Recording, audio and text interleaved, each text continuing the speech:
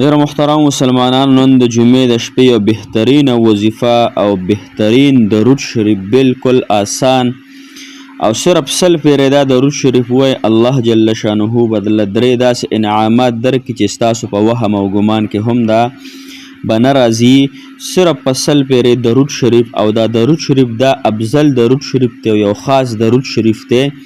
نو د محترم مسلمانانو دا وظیفه تاسو انشاءالله نن د جمعې په شپه باندې وکئ خامخا، او د جمعې په ورځ هم خامخا وکئ.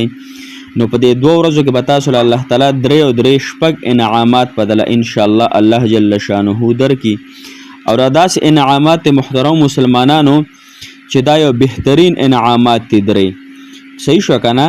دا د ماسپښین مونځ نه پس هم وکئ، او د مازدیګر د مونځ نه پس هم وکئ د جمعې په شپه باندې، او د ماښام د مونځ نه پس هم وکئ، او د ماسخوتن د مونځ نه پس هم سل پیرې وکئ.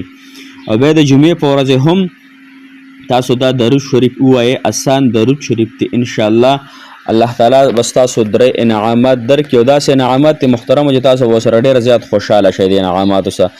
دا فایدې چې تاسو دا درې واورئ که نه، تاسو به انشاءالله ذهنونه خوشحاله شي، د خوشحالۍ نه به تاسو ډېر زیات هغه ښکلی منظر انشاءالله ووینئ، او الله تعالی به تاسو ته درکړي.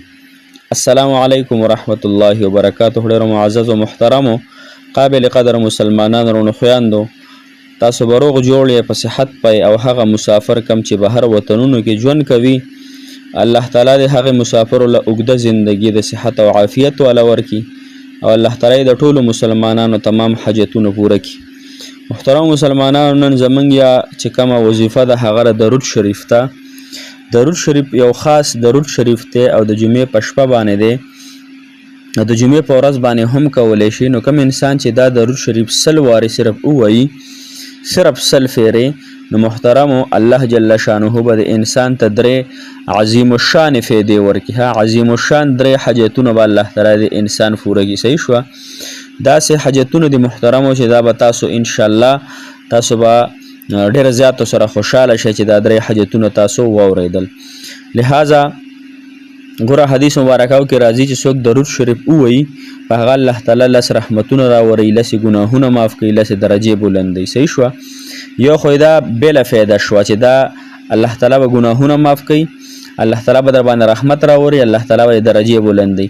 چې رحمت په چا راوړېږي که نه، بیا الله تعالی نه کم انسان دعا غواړي نو محترمو چې رحمت راوړېږي نو دا ظاهره خبره ده چې انسان به حاجت هم پوره کړي. ګوره کله چې باران راوړېږي که نه نو هر پټي ته پیدا رسي. صحیح شوه که نه؟ هره بوټی ونه او ګیا د هغې سره رازرغونېږي. نو کله چې انسان باندې رحمت د الله تعالی د سړه د اسمانونو نه ورېږي نو د انسان بیا هر رنګه حاجت الله تعالی پوره کوي. صحیح شوه؟ ګوره درود شریف دا د محترم مسلمانانو آسان دی ها. او فایدې لومبۍ واورئ، درې فایدې دي. ګورئ، لومبنۍ فایده یې دا ده چې کوم انسان سل فیرې د ماسپښین د مونځ نه پس مازدیګر یا ماښام یا ماسخوتن د جمعې په شپه یا جمعې په ورځ باندې دا درود شریف ووایي، الله تعالی به ورته څه وایي، درې انعامه به درته الله تعالی ورکوي. لومبنی څه شی؟ چېرته به هم په زندګۍ کې دا انسان قرضداری نه شي. دا ګورئ بهترینه خبره ده. ګوره قرضونه چې په چا باندې د هغوی نه تپوس وکئ.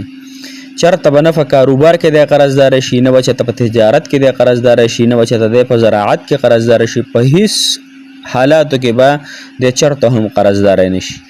دویم نمبر غټه فایده عظیم الشانه ده د محترم مسلمانانو، که دا انسان چېرته قرض وکړي یا قرضداری شي، صحیح شوه، یا په بل چا باندې قرض وي، نو دا به ډېر زر چې دی دا قرض به الله تعالی د خپلو خزانو نه ادا کړي، دا قرض به الله تعالی د خپلو خزانو نه زر تر زر راوباسي. دا دویمه فایده شو. درېیمه چې دا هغه ډېره بهترینه فایده ده، ډېره زیاته د خوشحالۍ فایده ده. او موږ ټول مسلمانان دا غواړو چې دا درېیمه فایده موږ ته حاصله شي. هر انسان دا دعا غواړي، هر انسان دا غواړي چې الله تعالی زما دا حاجت ته پوره کړي. نو محترمو هغه صرف په سل فیرې درود شریف باندې دا حاجت الله تعالی ستاسو پوره کوي او په بهترین انداز سره. درېیمه غټه فایده یې دا ده عظیم الشانه چې قیامت په ورځ به دې انسان سره حساب نه کیږي. دا څومره غټه فایده ده چې د قیامت په ورځ به د انسان سره حساب کتاب نه کیږي، او دا به انسان به الله تعالی بې حساب بې کتابه جنت ته داخلي. دا زه م غواړم، تاسو هم غواړئ، زنانه هم غواړي، نارینه هم غواړي. نو انشاءالله خامخا دا وظیفه وکړئ. درود شریف کوم دی؟ اللهم صل علی محمد وعلى آله وبارک وسلم. اللهم صل علی محمد وعلى آله وبارک وسلم. آسان درود شریف دی ها. اللهم صل علی محمد وعلى آله وبارک وسلم. یاد کړئ ځان سره. اللهم صل علی محمد وعلى آله وبارک وسلم. سل فیرې ان شاء الله دا ځان له وظیفه کوي او روزانه وای. خیر د جمعې په شپه او د جمعې په ورځ باندې مو کوي او نور ځان سره روزانه د درود شریف وای.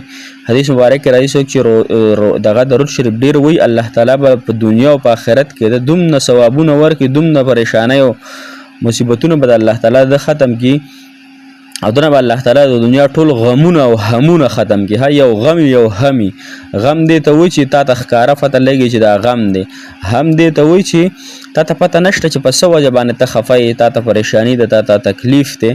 دا هم او غم به الله تعالی لري کې. لہذا دا درود شریف ان شاء الله تاسو روزانه سل واري او د هر فرض منفس سر واري شروع کړئ. ان شاء الله الله تعالی مو ډیر زیات خوشاله ساتي. الله تعالی مو تمام حاجتونه پوره کړي.